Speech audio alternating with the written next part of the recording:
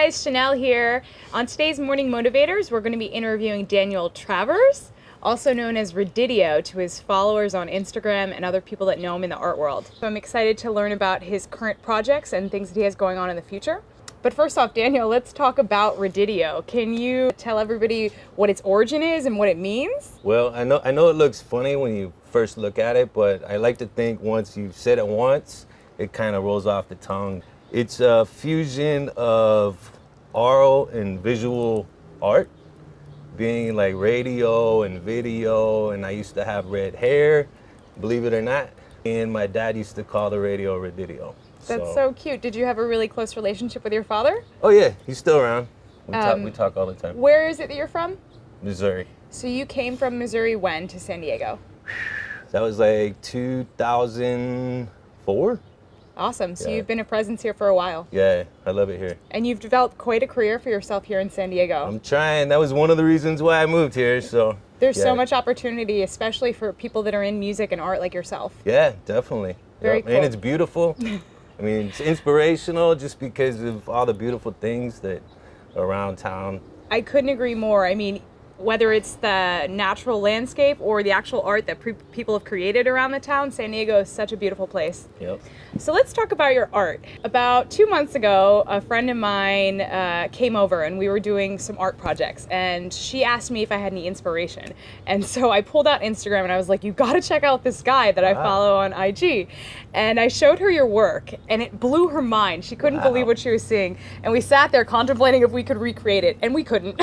Yeah. We kept saying, okay, we're gonna have to take a class of his. So can you kind of explain a little bit about what your main focus in your art is and how you create it, something that inspired you to get into it too? Sure. Well, first of all, let me show you some real quick so you know what I'm talking about. Yeah, of course. So it's called fluid painting is the style, and it's really popular right now. You might have seen some like social media videos where they flip the cup and it makes all these pretty organic cells and things like that. That there is called a dirty pour. So there's a lot of different techniques that you can use within fluid painting, such as blow, scrape, tilt, strings. And so these are all methods that you would use to recreate that look? Yes, the general art form is fluid painting, and then those are all the different techniques. So what I've been trying to do is combine those techniques, and I like to think it's kind of similar to like abstract expressionism, which one artist you might be familiar with is Jackson Pollock. Yeah, of course. The drip artist. But it's just trying to take all those different techniques and push it to the next level. You have a level of control, but you don't.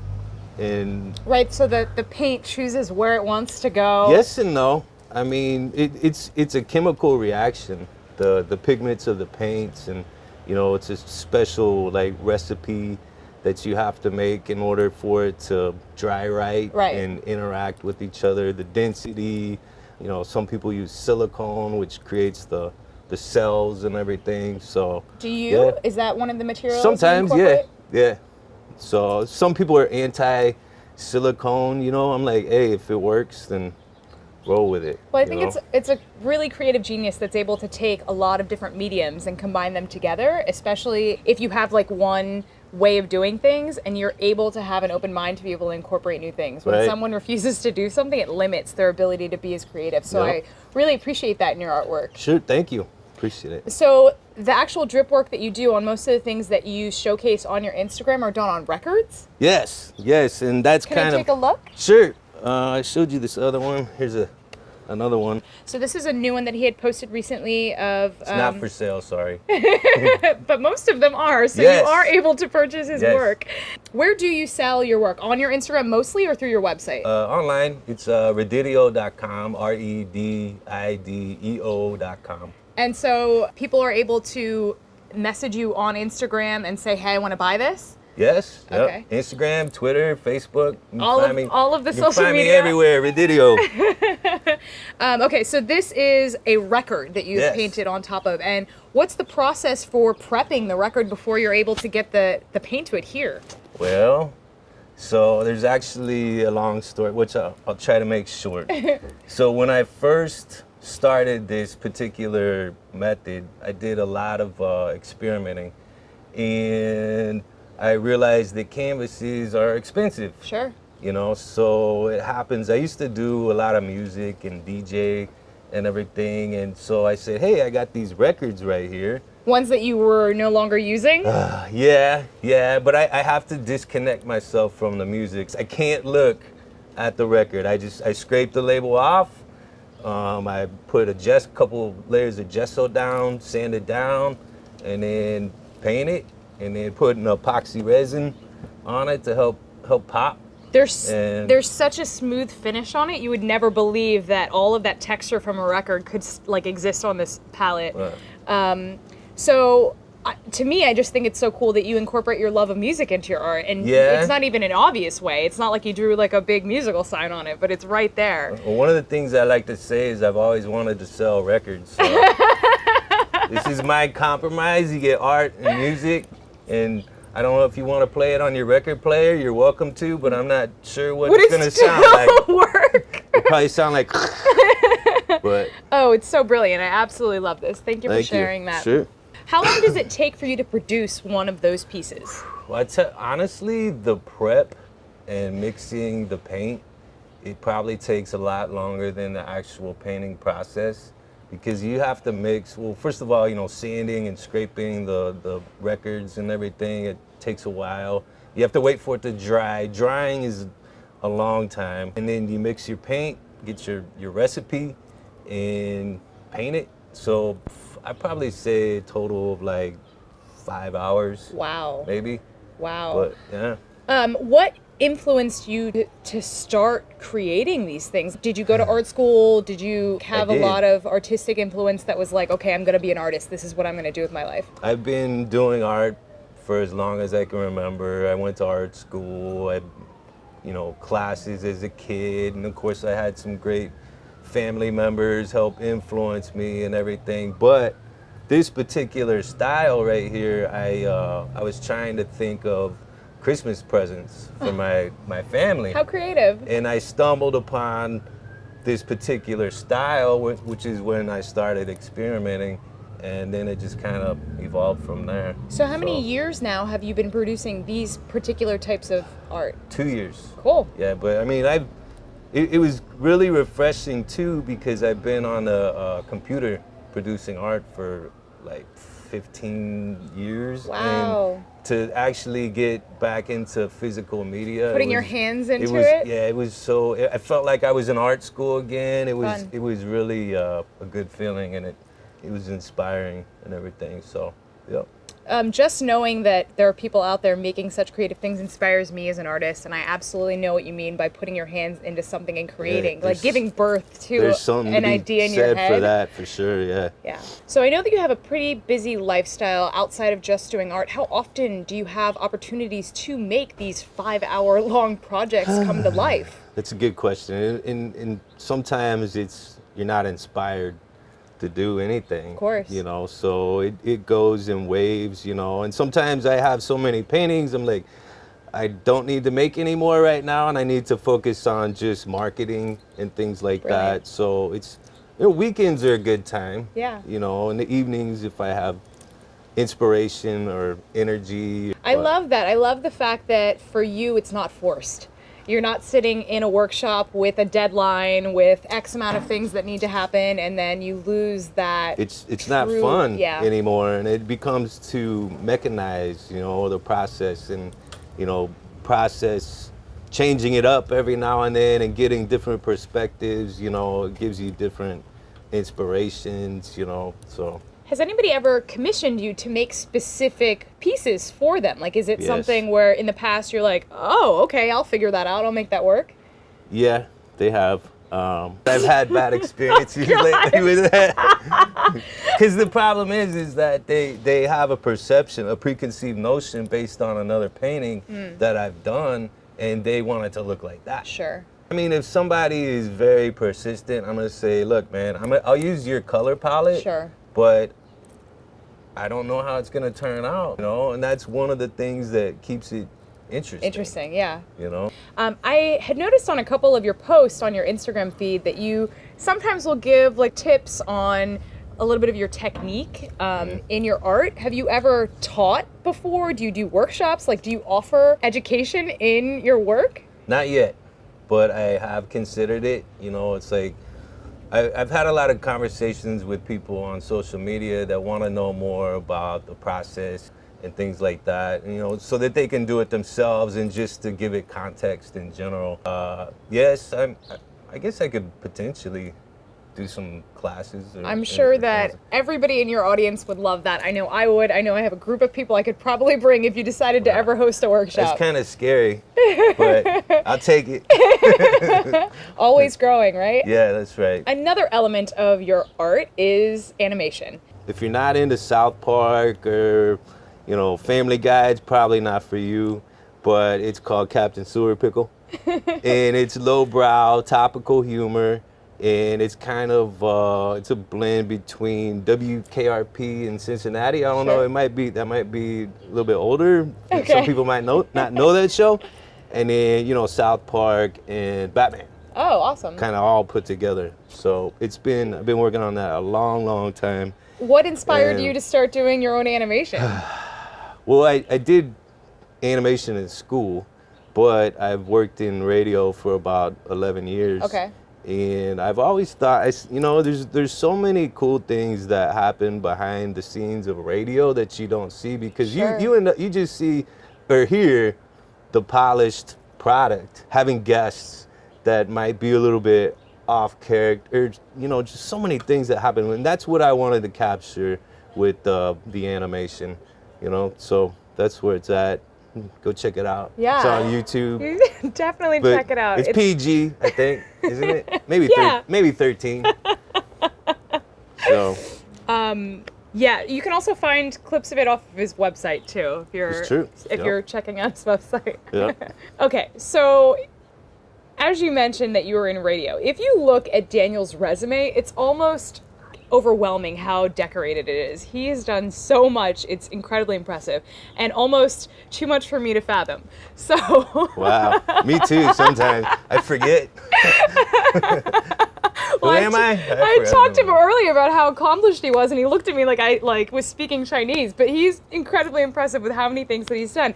He's done tons of work with different celebrities. He works on several different radio shows. Jammin' 95.7. 95.7, and then Classic Rock. 101 KGB. Yeah.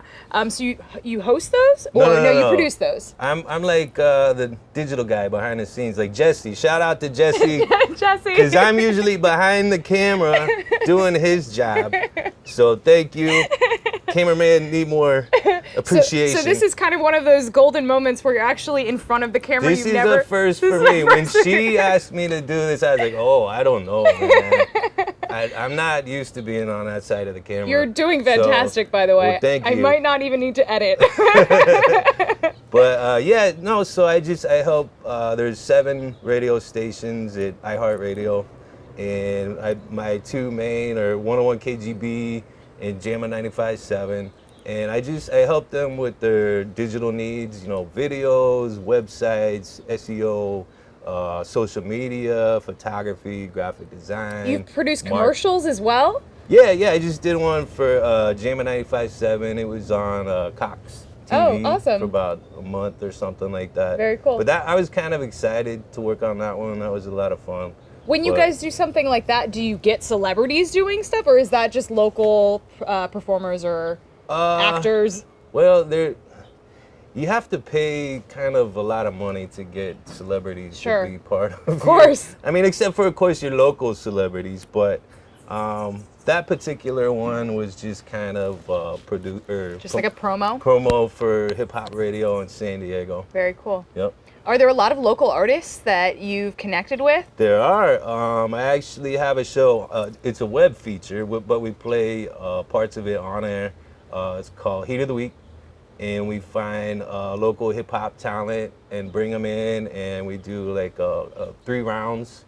The first one is written, where they say 16 bars of like one of their existing songs, and then the second round is freestyle, where we give them words and they have to incorporate it into their freestyle. So, and then the third round is just the interview, you get to know, and they promote, you know, what they're doing around That town. sounds like so much fun. It is. If there are people out there that are musicians that are interested, would they be able to contact you and Yes. see if they could join? Yes, it's on the Gemini957.com website. We're a little bit in hiatus right now, but we're about to resurrect it. So I'm How looking exciting. forward to that.